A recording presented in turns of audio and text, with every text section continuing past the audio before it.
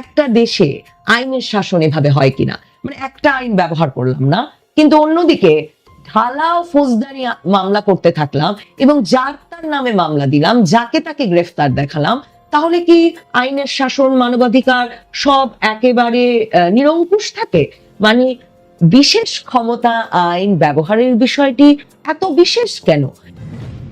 বাংলাদেশে অন্তর্বর্তীকালীন সরকারের বিভিন্ন কর্তা ব্যক্তির পদে আসলে কতজন আছেন, কে কে আছেন, তা প্রায়শই হিসাব রাখা মুশকিল, কারণ নানা রকম নামে, নানা রকম অভিনব নামেও দায়িত্বে আছেন বিভিন্ন জন। যেমন স্বরাষ্ট্র মন্ত্রণালয়ের একটা বিশেষ দায়িত্বে যে প্রধান উপদেষ্টার একজন বিশেষ সহকারী আছেন খোদা বক্স চৌধুরী, সেটা যেমন আমার অন্তত স্মরণেই ছিল না। আজকে দেখছি প্রথম আলো পত্রিকা সহ বাংলাদেশের শীর্ষস্থানীয় পত্রিকাগুলো লিখছে যে মডেল মেঘনা আলম যে গ্রেফতার হয়েছেন এবং তাকে প্রথমে বলা হলো নিরাপত্তা হেফাজতে নেওয়া হয়েছে, তারপর তাকে বিশেষ ক্ষমতা আইনে 30 দিনের জন্য আটকাদেশ দিয়ে পাঠিয়ে দেওয়া হলো।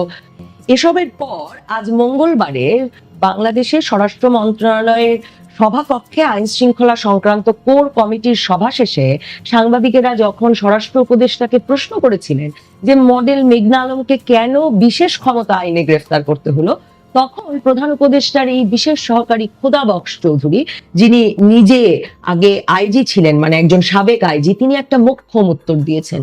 তিনি বলেছেন যে আপনি এমন ভাবে প্রশ্ন করছেন যে মনে হচ্ছে গ্রেফতার করে সরকার একটা অপরাধ করে ফেলেছে, একটা বেআইনি কাজ করে ফেলেছে। এই আইন যে ব্যবহৃত হচ্ছে না তা তো নয়, তারা আদালতে গেছেন, আদালত আমাদের কাছে জানতে চেয়েছেন, আমরা আদালতে উত্তর দেব। মানে সাংবাদিক, আপনি কেন প্রশ্ন করছেন?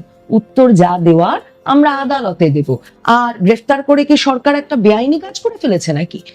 এমন পাল্টা প্রশ্ন আমি নিশ্চিত প্রধান উপদেষ্টার বিশেষ সহকারীর কাছ থেকে শুনবার পর এই মডেল মেঘনা আলমের গ্রেফতার এবং এই গ্রেফতার বিশেষ ক্ষমতা আইনে করা ঠিক হলো কি হলো না, এই নিয়ে গত কদিন ধরে বাংলাদেশের সংবাদ মাধ্যমগুলো বিভিন্ন মানবাধিকার সংগঠনের বরাত দিয়ে কিংবা আদালতে যে রিট আবেদন করা হয়েছে তার সূত্র ধরে যত প্রশ্ন তুলছিল, আপাতত সেসব প্রশ্নের অবসান হচ্ছে বলে ধারণা করে নেওয়া যায়। সত্যিই তো, সরকার কাউকে গ্রেফতার করতে চায়, সেটা কি একটা বেআইনি কাজ হতে পারে? কারণ সরকার তো বলছে যে তিনি রাষ্ট্রের শৃঙ্খলা ভঙ্গের সঙ্গে জড়িত ছিলেন। আইন উপদেষ্টা বলেছেন যে তিনি জানেন মানবাধিকার সংগঠনগুলো এই বিশেষ ক্ষমতা আইন ব্যবহার করে এই গ্রেফতারের বিরোধিতা করছে, সমালোচনা করছে। সরকার এই বিষয়ে একেবারে শীর্ষ পর্যায়ে বৈঠক করেছে যে কেন এভাবে গ্রেফতার করতে হলো, এবং আইন উপদেষ্টা পাশাপাশি এটাও জানিয়েছেন ভাববার কোনো কারণ নাই যে বিশেষ ক্ষমতা আইনে গ্রেফতার হলেও গ্রেফতারটা ভুল। আইন উপদেষ্টা বলেছেন যে গ্রেফতারের প্রক্রিয়া ঠিক হয়নি মানে তার বিরুদ্ধে অপরাধের কোনো আলামত বা অভিযোগ নেই সেটা না, সেটির পরিপ্রেক্ষিতে করণীয় আছে এবং সেটার ব্যাপারে স্বরাষ্ট্র মন্ত্রণালয় খুব শিগগির উপযুক্ত ব্যবস্থা গ্রহণ করবে। কারণ মডেল মেঘনা আলমের বিষয়ে পুলিশ কিছু তদন্ত করছে, ওনার বিরুদ্ধে সুনির্দিষ্ট অভিযোগ আছে, ওনাকে যে প্রক্রিয়ায় গ্রেফতার করা হয়েছে বিশেষ ক্ষমতা আইনে সেটা হয়তো সঠিক হয়নি। এখন এই প্রশ্নটাই তুলে মানবাধিকার সংগঠনগুলো এই ঘটনাটির সমালোচনা করে আসছিল যে যে প্রক্রিয়ায় তাকে গ্রেফতার করা হলো, অভিযোগ তো যে কারো বিরুদ্ধে থাকতে পারে, পুলিশ যদি তদন্ত করছেই, পুলিশের কাছে যদি সুনির্দিষ্ট অভিযোগ থাকেই, তাহলে সেই সুনির্দিষ্ট অভিযোগের মামলা বা সুনির্দিষ্ট অভিযোগে মামলা না করে, গ্রেফতার না করে কেন একজন ব্যক্তিকে বিশেষ ক্ষমতা আইনে আটক করতে হবে? তাও কিনা বৈষম্য বিরোধী আন্দোলন শেষে স্বাধীনতা 2.0 এই সমতার বাংলাদেশে। এই ঘটনার পরপরই বাংলাদেশে ডিবি প্রধান রেজাউল করিমকে সরিয়ে দেওয়া হয়েছে এবং ধারণা করা হচ্ছিল যে ঢাকা মহানগর পুলিশের গোয়েন্দা বিভাগের প্রধানের পদ থেকে রেজাউল করিমকে যে সরিয়ে দেওয়া হয়েছে তার একটা কারণ হয়ে থাকতে পারে যে মডেল মেঘনা আলমকে বসুন্ধরায় তার বাড়ি থেকে রাতের বেলা আটক করে হেফাজতে নিয়েছিল এই ডিএমপি ডিবি। কিন্তু এখন স্বরাষ্ট্র উপদেষ্টা বলছেন যে মডেল মেঘনা আলমের সঙ্গে গ্রেফতারের সঙ্গে বা আটকের সঙ্গে এই ডিবি প্রধানের কে সরিয়ে নেওয়ার কোনো সম্পর্ক নাই, কারণ পুলিশ তো অসুস্থ হতে পারে, হয়তো অসুস্থ হয়ে তাকে সরিয়ে নেওয়া হয়েছে। মানে আপনি যদি আজকের এই স্বরাষ্ট্র মন্ত্রণালয়ের প্রেস ব্রিফিংটাতে সাংবাদিকদের প্রশ্ন আর স্বরাষ্ট্র উপদেষ্টা এবং প্রধান উপদেষ্টার এই বিশেষ সহকারীর উত্তরগুলো শোনেন, তাহলে আপনি বুঝবেন মডেল মেঘনা আলম কেন কারো কোনো গ্রেফতার বা আটক বা কোন আইনে কোন মামলায় তাকে গ্রেফতার করা হয়েছে সেসব নিয়ে প্রশ্ন করা কতটা অর্থহীন? আসলে প্রশ্ন করা তো অর্থহীনই। ব্যারিস্টার সারা হোসেন সহ আইনজীবীদের একটি দল রিট করেছে হাইকোর্টে যে কেন মডেল মেঘনা আলমের আটকাদেশ অবৈধ হবে না, কেন সুনির্দিষ্ট অভিযোগ ছাড়া বিশেষ ক্ষমতা আইনে 30 দিনের জন্য আটকাদেশ দেওয়া হবে এই নারীকে। এই ভিত্তিতে এই খবর জানতে চেয়ে তারা আদালতে রিট করেছে। কিন্তু দেখুন, আদালতে এই রিট করবার পরে কি আসলে এই ঘটনার কোনো সুরাহা হবে?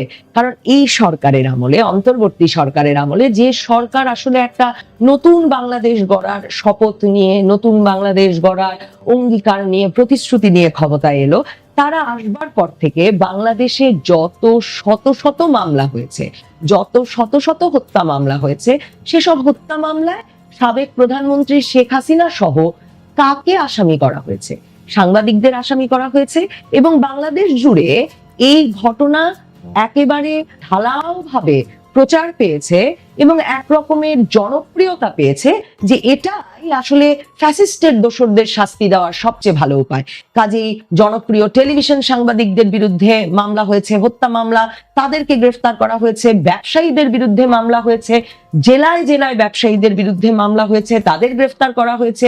সংস্কৃতি কর্মীদের বিরুদ্ধে হয়েছে, শিক্ষকদের বিরুদ্ধে, আইনজীবীদের বিরুদ্ধে। মানে কোন প্রফেশনের, কোন পেশার মানুষ আগস্টের পর থেকে বাদ গেছেন হত্যা মামলায় আসামি হওয়ার থেকে? এমনকি এই যে মেঘনা আলমের ঘটনায় কেন সুনির্দিষ্ট অভিযোগ ছাড়া তাকে গ্রেফতার করা হলো, এমন প্রশ্ন তোলা হলো। এমন প্রশ্ন তোলার জন্য তো আসলে 8 মাস দেরি হয়ে গেছে এই সরকারের কাছে। কারণ আমরা তো দেখেছি বিভিন্ন জনকে গ্রেফতার করা হচ্ছে, তারপর তার নামে মামলা দেওয়া হচ্ছে। সেটা সাংবাদিক হতে পারেন, সেটা অভিনেত্রী শমী কায়সার হতে পারেন, সেটা কোনো ব্যবসায়ী হতে পারেন। মানে বিভিন্ন সময়ে বিভিন্ন ব্যক্তিকে আটক করা হচ্ছে এবং তারপর দেখা যাচ্ছে তার বিরুদ্ধে বিভিন্ন জেলায় মামলা হচ্ছে বা মামলা করে নেওয়া হচ্ছে বা পুরনো মামলায় তার নাম ঢুকিয়ে দেওয়া হচ্ছে।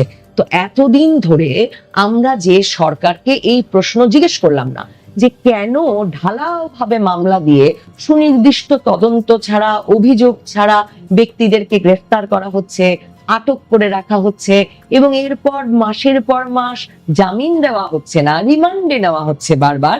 তাহলে সে সরকারকে এতদিন পর যদি আপনি এসে একজন ব্যক্তির ক্ষেত্রে প্রশ্ন করেন যে তার বিরুদ্ধে বিশেষ ক্ষমতা আইন দিয়ে কেন তাকে আটক করা হলো এবং কেন তাকে 30 দিনের জন্য আটক করে রাখা হলো সুনির্দিষ্ট অভিযোগ ছাড়া, তখন তাহলে সরকারের কর্তা ব্যক্তি, এক্ষেত্রে প্রধান উপদেষ্টার বিশেষ সহকারী খোদাবক্স চৌধুরী যে বলেছেন যে আপনার প্রশ্ন শুনে মনে হচ্ছে সরকার বিরাট বেআইনি কাজ করে ফেলেছে, এ প্রশ্ন আদালত করেছে, আমরা আদালতকে উত্তর দেব, আপনাকে দেব কেন?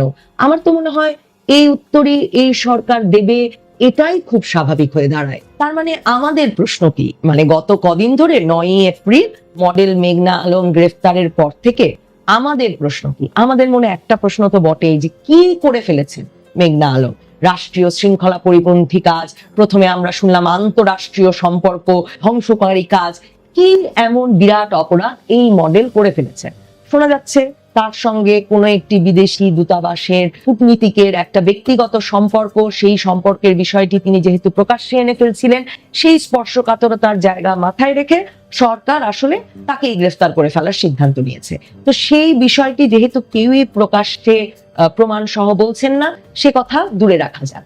আমরা যে এত মাথা ব্যথা দেখাচ্ছি, এই যে মানবাধিকার কর্মীরা এত মাথা ব্যথা দেখাচ্ছেন, সংবাদ মাধ্যমগুলো এত লিখছে, কিংবা ব্যারিস্টার সারা হোসেন গিয়ে রিট করছেন, আমাদের আপত্তি কি?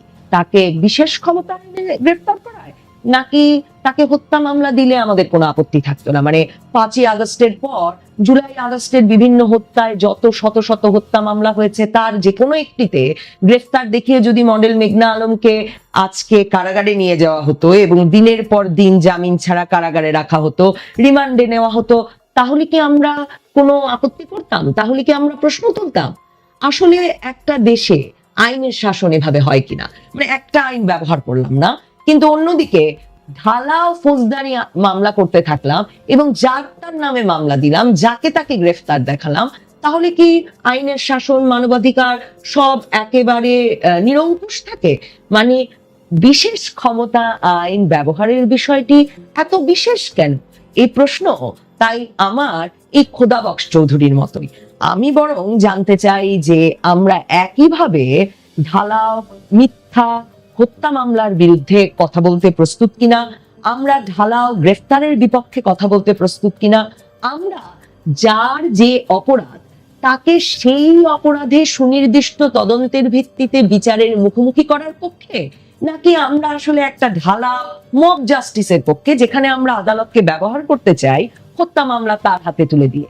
এই বিষয়গুলোর সিদ্ধান্ত না হলে আমার মনে হয় বাংলাদেশে আমরা হঠাৎ কাউকে আটক করলে তাকে কোন আইনে আটক করা হয়েছে, কেন সুনির্দিষ্ট তদন্ত ছাড়া সুনির্দিষ্ট মামলা ছাড়া গ্রেফতার করা হয়েছে, এ নিয়ে শোরগোল তুললে শুধু শুধু সরকারকে বিরক্ত করা হবে। যেমন বিরক্ত হয়েছেন প্রধান উপদেষ্টার বিশেষ সহকারী খোদাবক্স চৌধুরী, আশা করি তার বিরক্তি সাংবাদিকেরা বুঝবেন এবং তারা যেমন হত্যা মামলায় কিভাবে কেন এত ঢালাও ভাবে বিভিন্ন জনকে যুক্ত করা হচ্ছে এবং তাদের নামে মামলা দেওয়া হচ্ছে, যাকে তাকে গ্রেফতার করে তারপর প্রয়োজনে মামলা দেওয়া হচ্ছে, এসব নিয়ে প্রশ্ন তোলেন না। আমার মনে হয় এখন থেকে তারা আর বিশেষ ক্ষমতা আইনে কাউকে